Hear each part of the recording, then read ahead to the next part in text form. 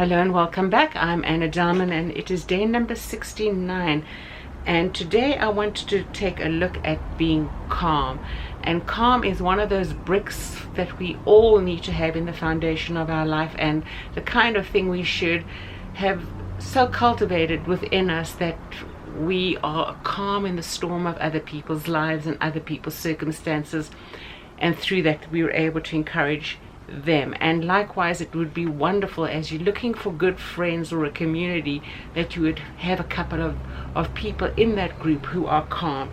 So to me, when I think of somebody being calm, I just think of them being composed and serene and at peace no matter what is going on around them. They are like the rock of Gibraltar. They are so strong. They are untroubled and unfazed by what's going on around them. They are carefree, without worry, without concern, and just their presence is soothing. It's a salve, it's a balm to cover anything that is negative. I just like people like that.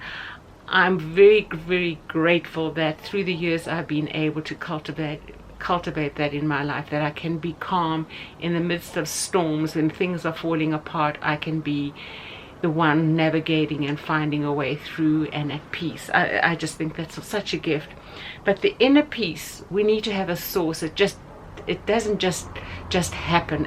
There needs to be a source, something that we're anchoring our understanding of life to, that gives us that external confidence to be the calm in the storm, not to be the storm in other people's calm. That's never a good thing. However, in most people's lives, they are not able to wrap their arms around the easiest thing to believe to be their calm in the storm of life, and that is God. And it is sometimes very hard to understand who He is and what He's done and what He's accomplished for us to give us that peace. And if you don't know that kind of peace, I encourage you highly to go talk to somebody to lay it out for you on how and why He can give you such peace that you're able to have it. It comes through an understanding of what trust is, that we can have trust no matter what is going on, and we hold on to that trust and we grasp it with both hands and we don't let go, and we just roll over all those things in life onto Him and His presence, His sovereignty and His character.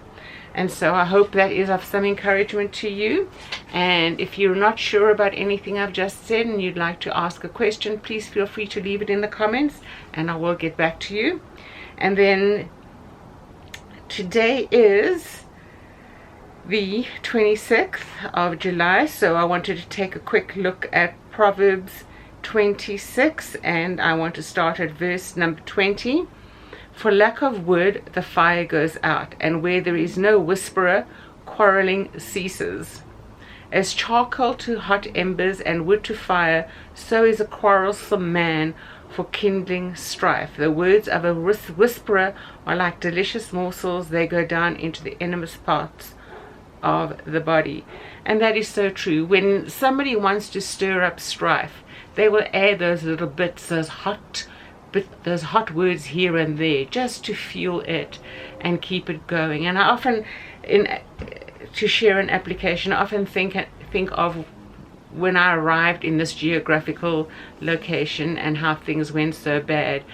One person made sure that they dropped hot coals of gossip everywhere that they could, and knew just the right persons to make statements to, who would then be so highly skilled because of who they were and their need to have that fodder go down into the deepest belly of others and settle there and be scintillating and titillating to them that they were in the know. And it's the forming of community amongst themselves, but it's just a community of nastiness, of a burning fire built on what they're trying to destroy or negate in something else and someone else.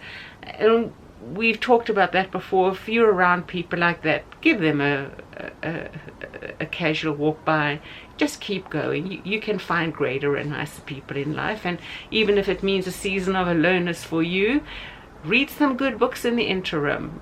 Read some articles of interest to you that will build you up and establish you and give you the wisdom you need for your life, for your everyday existence. I know you can do it because I have done it, and I will continue to do it through to 365 days. So until tomorrow, take care and God bless, and we'll talk again. Bye bye for now.